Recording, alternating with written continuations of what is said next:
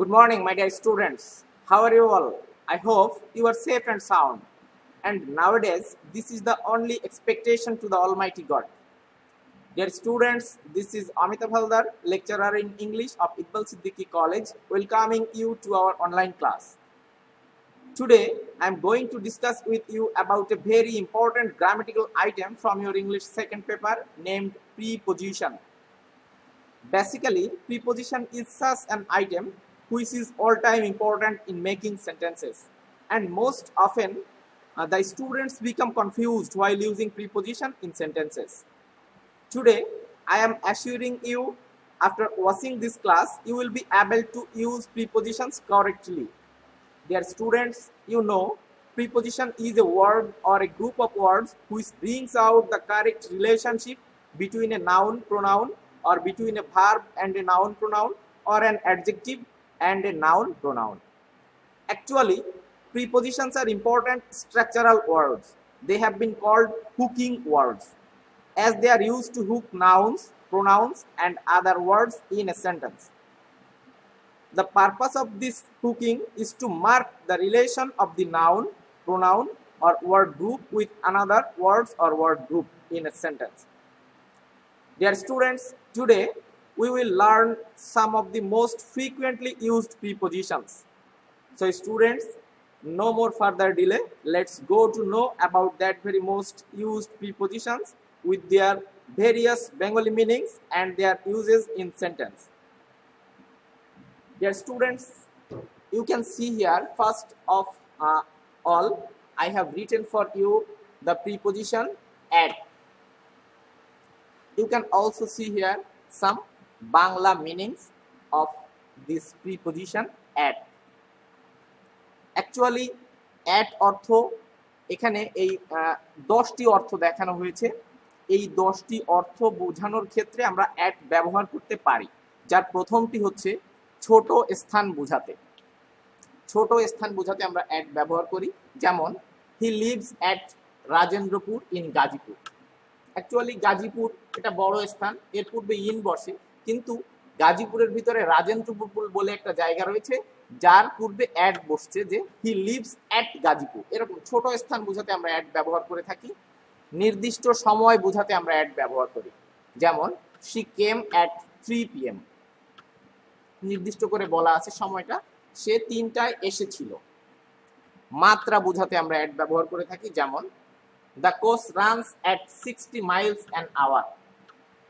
কোচটি 60 mile গতিতে চলে, মানে প্রতি ঘন্টায় এটার চলার যে গতির যে মাত্রাটা, সেই মাত্রা বোঝানোর ক্ষেত্রে আমরা অ্যাট এভাবে ব্যবহার করে থাকি।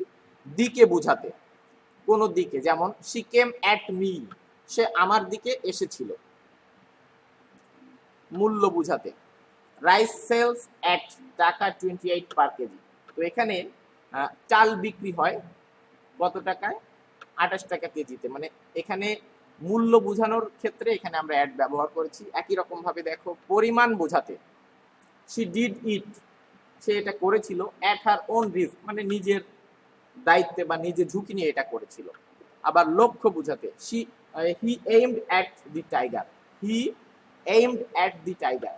বলতো aim at অ্যাপ্রোপ্রিয়েট প্রিপোজিশনও বলা যায় এটাকে, যার অর্থ হচ্ছে তাক করা কোনো কিছুর দিকে। তো এখানে লক্ষ্য বোঝানোর অর্থ দিচ্ছে at। মুখ ভ্যাংচানো অর্থে, এটা মূলত মুখ ভ্যাংচানো, she faced at me, এরকম অর্থে at বসে। faced at মানে হচ্ছে মুখ ভ্যাংচানো। বিদ্রূপ অর্থে we should not laugh at মানে হচ্ছে উপহাস করা, এটা বিদ্রূপ অর্থে এখানে এরকম at ব্যবহৃত হতে পারে। তাকানো অর্থে he looked at the picture, সে তাকিয়েছিল কোন দিকে? at the picture। তো এরকম অর্থ প্রকাশ করার ক্ষেত্রে আমরা at ব্যবহার করে থাকি। এরপরে আমরা দেখি 2 নম্বরে রয়েছে in, ইউজ অফ in। এটা হচ্ছে সময় বোঝাতে, I will come in an hour, আমি 1 ঘন্টার মধ্যে আসবো, এরকম অর্থে in বসে। বড় স্থান, এই যে একটু আগেই বললাম I live in Dhaka, I live in Dhaka. আবার যদি এরকম আমরা লিখতে চাইতাম I live dash Dhaka in Bangladesh, যদি এরকম লিখতে চাইতাম তাহলে এখানে আবার অ্যাড হয়ে যেত। ওই যে অ্যাট আর ইন এর এই বড় স্থান ছোট স্থানের ব্যাপারটা। এরপরে দেখো অবস্থা বোঝাতে, he is not in good health, মানে সে আসলে ভালো অবস্থায় নেই, তার স্বাস্থ্য খারাপ বা সে এখন অসুস্থ, এরকম অর্থ প্রকাশ করার ক্ষেত্রে যে অবস্থা বোঝাতে এরকম আমরা ইন ব্যবহার করে থাকি।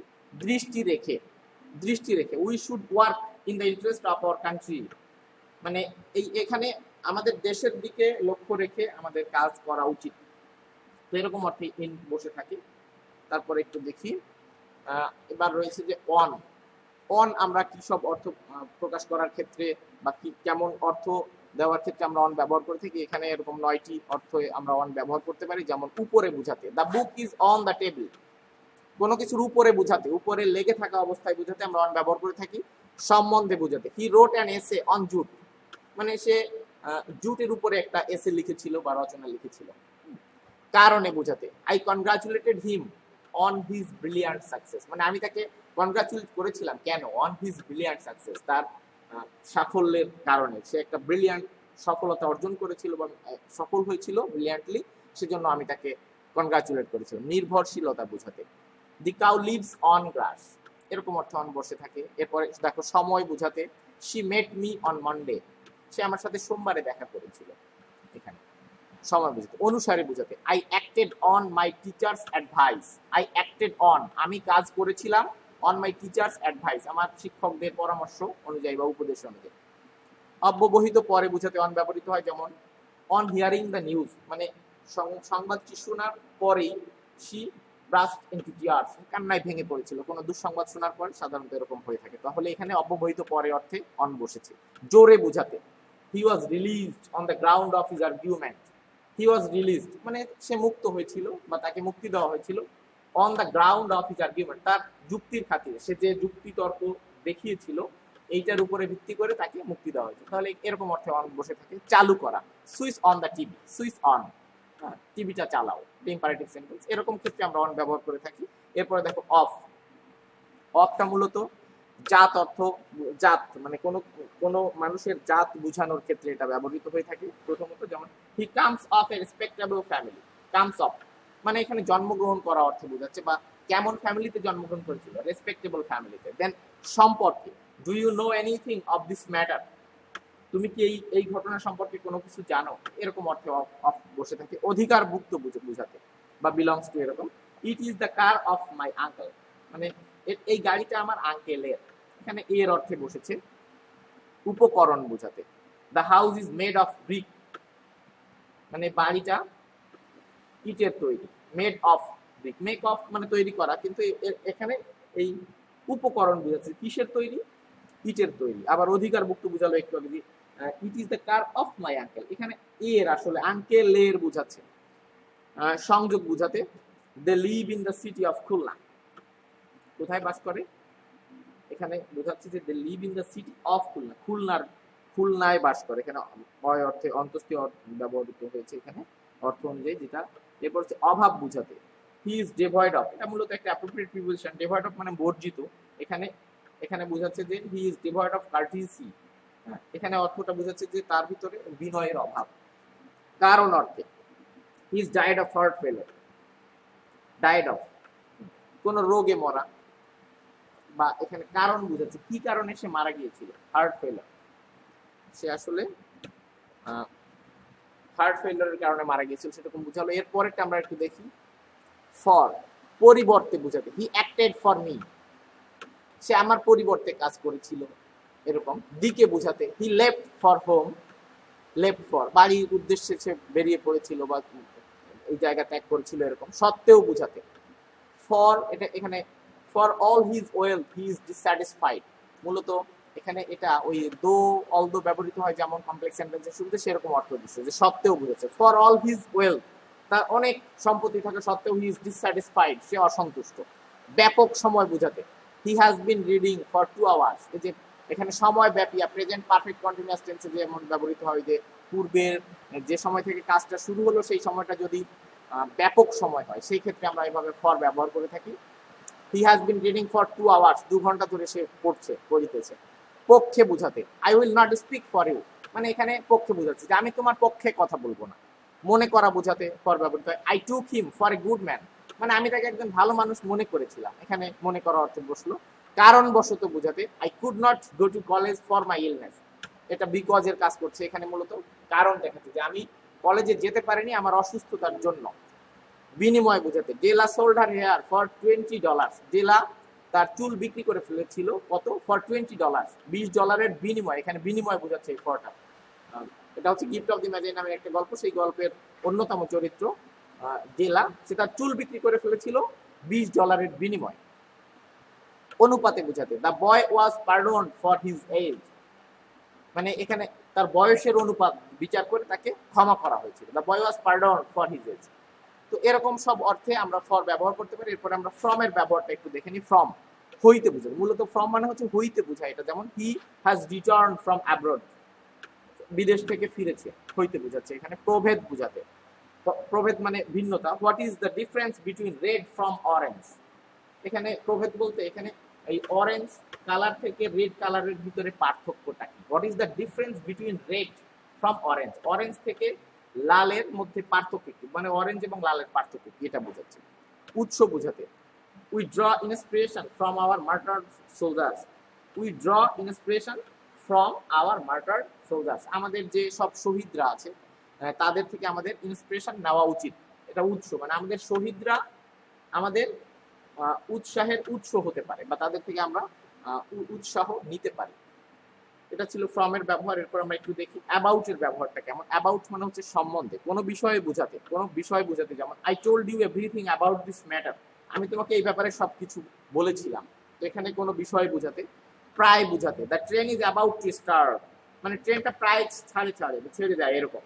এখানে প্রায় বোঝানোর জন্য অ্যাবাউট ব্যবহার করা হয়েছে। চারিদিকে বোঝাতে, the news of his death spread all about, চারিদিকে বোঝাচ্ছে এখানে অ্যাবাউটটা মূলত, যে the news of his death, তার মৃত্যু সংবাদটি চারিদিকে ছড়িয়ে পড়েছে। উপলক্ষে বোঝাতে, I talk to him about the business, উপলক্ষে মানে এই কাজ উপলক্ষে বা কোনো ব্যবসা উপলক্ষে বা এটা সম্বন্ধে আমি তার সাথে কথা বলেছিলাম। তো অ্যাবাউটের অর্থগুলো এরকম অর্থে অ্যাবাউট আমরা ব্যবহার করে থাকি। এরপরে একটু দেখি বাই, বাইটা কোথায় কোথায় বসে থাকে। তো পাশে, পাশে বুঝালে, যে হি স্যাট বাই মি, মানে সে আমার পাশে বসেছিল, পাশে বোঝানোর ক্ষেত্রে বাই বসে। কাছাকাছি সময় বুঝালে, he will come here by 4 PM, সে এখানে 4টার সময় বা 4টার আশেপাশের সময়ে সে এখানে পৌঁছাতে পারে, এরকম। অনুসারে বুঝালে, what is the time by your watch, অনুসারে মানে তোমার ঘড়ি অনুসারে বা তোমার ঘড়িতে এখন সময় কত। শপথ বুঝালে, হি সোর বাই আল্লাহ, সে আল্লাহর নামে শপথ করেছিল। কাজের ধারা বুঝালে, I pulled him by the ear, আমি তাকে কান ধরে টেনে এনেছিলাম। এটা কিভাবে এনেছিলাম, কাজের ধারা বোঝাচ্ছে। পরিমাপ বুঝালে, our classroom is 30 feet by 40 feet, আমাদের ক্লাসরুমটা হচ্ছে 30 feet by 40 feet, এটা পরিমাপ বোঝাচ্ছে এখানে বাইটা মূলত। মাধ্যম বুঝালে, the letter was written by him, মানে চিঠিটা তার দ্বারা লেখা হয়েছিল। পাস্ট ইনডেফিনিট প্যাসিভে রয়েছে, যেটা মাধ্যম বুঝাচ্ছে চিঠিটা কে লিখেছিল। যাতায়াত বা গমনার্থে, যাতায়াত বা গমনার্থে আমরা এইভাবে বাই ব্যবহার করি, যে I went home by land, আমি স্থলপথে বাড়িতে গিয়েছিলাম। বাই এয়ার আকাশপথে, বাই ওয়াটার নৌপথে, বাই বোট নৌকায়, বাই লঞ্চ লঞ্চে, বাই বাস ট্রেন হতে পারে, বাই স্টিমার। এটা যাতায়াত বা গমনার্থে এরকম ক্ষেত্রে আমরা বাই ব্যবহার করে থাকি। এবার একটু দেখি উইথ, দ্বারা বা দিয়ে বুঝাতে উইথ ব্যবহার করে থাকি। যেমন he killed the snake with a stick, এখানে দিয়ে অর্থে মানে কি দ্বারা সাপটাকে মেরেছিল, একটা লাঠি দ্বারা বা লাঠি দিয়ে। সাথে বুঝাতে উইথ ব্যবহৃত হয়, হি লিভস উইথ মি, সে আমার সাথে বাস করে। সত্ত্বেও বুঝাতে, আগে দেখেছিলাম আমরা ফর দিয়েছিল, for all of his wealth he is dissatisfied, ওরকম একটা অর্থে এখানে উইথ ব্যবহৃত হচ্ছে। আবার যে with all his riches he is unhappy, একই রকম, ওই যে দো এর মতো অর্থ দিচ্ছি। একটু আগে আমরা ফরের দেখেছিলাম যে উইথ অল হিজ রিসেস, তার সমস্ত ধন সম্পত্তি থাকা সত্ত্বেও হি ইজ আনহ্যাপি, সে অসুখী। কারো প্রতি বা উপর বুঝাতে, হি ওয়াজ অ্যাংরি উইথ মি, এখানে মূলত অ্যাংরি উইথ একটা অ্যাপ্রোপ্রিয়েট প্রিপোজিশন, যে রাগান্বিত হওয়া, যে হি ওয়াজ অ্যাংরি উইথ মি, সে আমার সাথে রাগ করেছিল, এরকম আমার প্রতি। কাজের ভাব বুঝাতে, read the book with much interest, আমি বইটা পড়েছিলাম মানে অনেক আগ্রহ নিয়ে, এটা মানে এখানে কাজের ভাব বুঝাচ্ছে উইথ। মালিকানা বুঝাতে, the house is with my friend, আগে একটা অফ দেখেছিলাম আমরা, মালিকানা বুঝাচ্ছিল বা বিলংস টু বুঝাচ্ছিল। The car is of my uncle, এরকম। এখানে মালিকানা বুঝাতে the house is with my friend, এই বাড়িটা হচ্ছে আমার বন্ধু।